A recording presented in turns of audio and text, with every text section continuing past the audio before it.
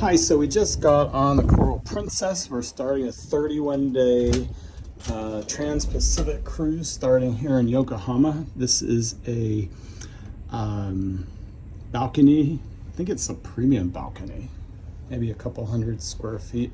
Here's the queen size bed, television, entertainment, or actually refreshment center with a table.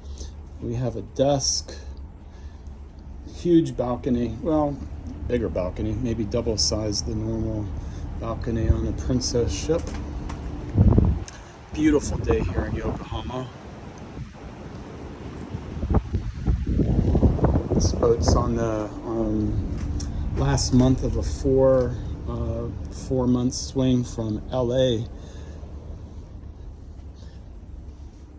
Heading back in, you'll see the bathroom.